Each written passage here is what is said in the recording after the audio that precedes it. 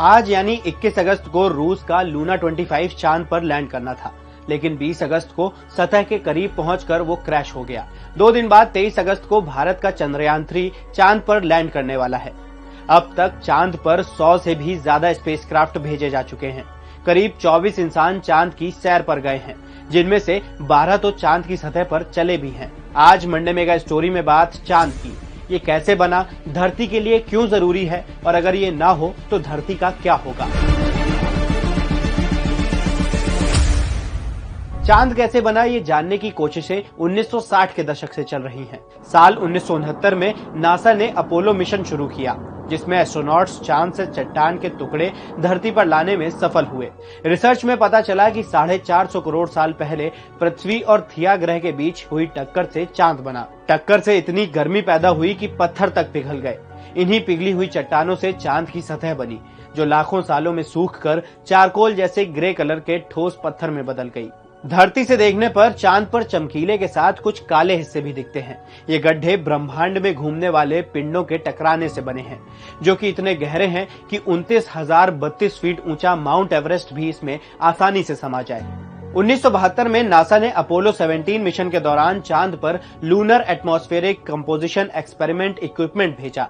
पता चला कि चांद पर helium, argon, neon, ammonia, methane और कार्बन डाइऑक्साइड गैस की पतली परत मौजूद है, जिसे वायुमंडल नहीं कहा जा सकता। इसे नाम दिया गया एक्सोस्फीयर, यानी वायुमंडल की सबसे बाहरी परत। अमेरिका के अपोलो मिशन के बाद से ये चर्चा जोरों पर थी कि अब चांद पर इंसानी बस्तियां बसाई जाएंगी, लेकिन अब तक ऐसा हो नहीं पाया। वो इसलिए क्योंकि अभी तक की रिसर्च के मुताबिक चांद पर वायुमंडल न होने की वजह से सिर्फ सूक्ष्म जीव ही सर्वाइव कर सकते हैं। इंसानों का वहां रहना नामुमकिन है। लेकिन चांद ही है जिस वजह से धरती पर जीवन है। अगर चांद ना होता तो धरती अपनी जगह पर टिक ही नहीं पाती। चांद की ग्रेविटी की वजह से ही धरती अपने अक्ष पर 23.5 डिग्री झुकी हुई है, और चांद ही है जिसकी वजह से धरती पर हाई टाइड या लो टाइड आते हैं। इतना ही नहीं, इंसानी सभ्यता शुरुआत से ही दिन और महीने का पता लगाने के लिए चांद पर ही निर्भर रही है। चाहे इस्लाम में हिजरी कैलेंडर हो या हिंदू कैलेंडर में कृष्ण पक्ष और शुक्ल पक्ष, सभी चांद की परिक्रमा के आधार पर डिसाइड होते थे। चीन, north Korea, south Korea, Malaysia, Indonesia, Singapore और फिलीपींस जैसे देशों में तो लूनर न्यू ईयर मनाया जाता है। लेकिन अपोलो 11 मिशन में चांद पर शीशे जैसे रिफ्लेक्टिव पैनल्स लगाए गए थे, जिस पर लेजर बीम डालकर चांद की दूरी का रिकॉर्ड रखा जाता है।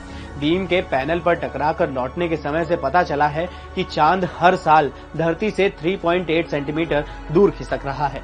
तो ये थी चांद के बनने से लेकर धरती से दूर होने तक की मंडे मेगा स्टोरी। ऐसे ही मुंबई, महाराष्ट्र और देश की तमाम खबरों को देखने के लिए आपका न्यूज को सब्सक्राइब कीजिए, लाइक कीजिए और बेल आइकॉन का बटन दबाना ना भूलें।